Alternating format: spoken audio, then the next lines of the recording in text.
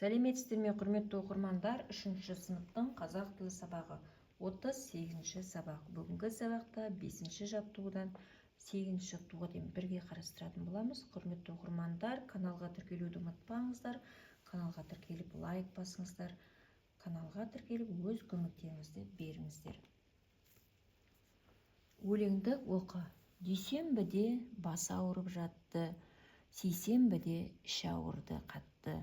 Сәрсенбіде аяғы қақсады, бейсенбіде азу тісі қақсады.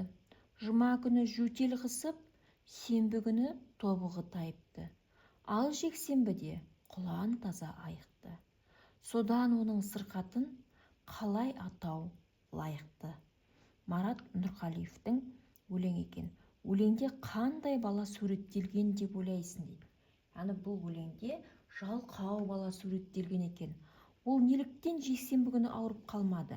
Ойыңды бөліс. Яғни жексенбіні ауырмаған себебі ол демалыс күн. Демалыс күні оқушылар мектепке бармайды. Өзің жексенбі күні қалай өткізесің? Жексенбі күні мысалы аналарыңа көмектесесіңдер. Сабағыма дайындалып ойнаймын деп өз пікірлеріңді білдіріңіздер. Өлең кейіпкері туралы өз пікіріңді айт. Өлең кейіпкері бұл жерде жалқау екен.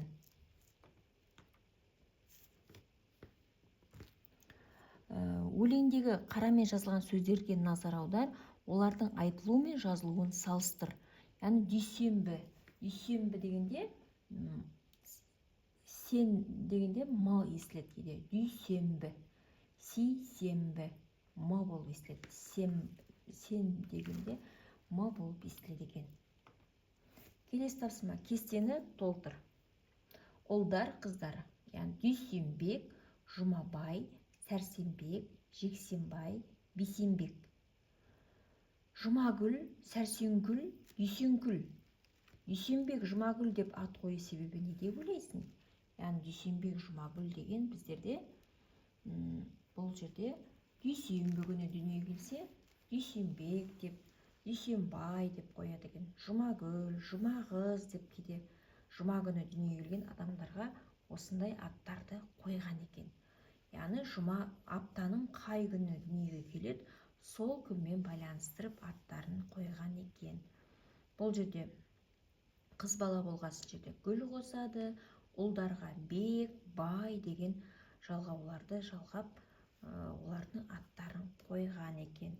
Ендеше, яғни бұл есімдердің ерекшелігі, яғни апта күніне байланысты қойылған аттар екен. Ойлан тап дейді. Жарты жылда неше ай бар? Жарты жылда 6 ай бар. Неше айдың аты р әрпіне аяқталады? Қаңтар, сәуір, мамыр деген айлар р әрпіне аяқталады екен. Қай айда 28 күн бар? Ақпан айында 28 күн бар екен. Сенбінің алдында келетін апта күнін ата дейді. Сенбінің алдында келетін апта күні бұл жұма екен. Сенбіден кейін 3 күн өтті. Ол қай күн? Ол сәрсенбі күн екен. Тапқан жауаптарыңды жаз дейді. Яғни сұрақтарға жауаптарды толықтырып жазып қоямыз. Келесі 8-ші тапсырмада жұмбақты оқып шешуін тап дейді. Ағайынды жетеуінің жұмысы бар, бесеуінің жұмысы жоқ, екеуінің. Сызбадағы апта күндерін ата және сол күндерін не істегенді әңгімеле дейді.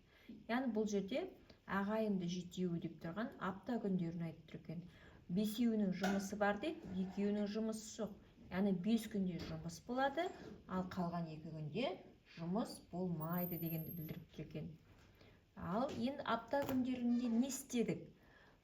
Ол күндерді айтып берейік.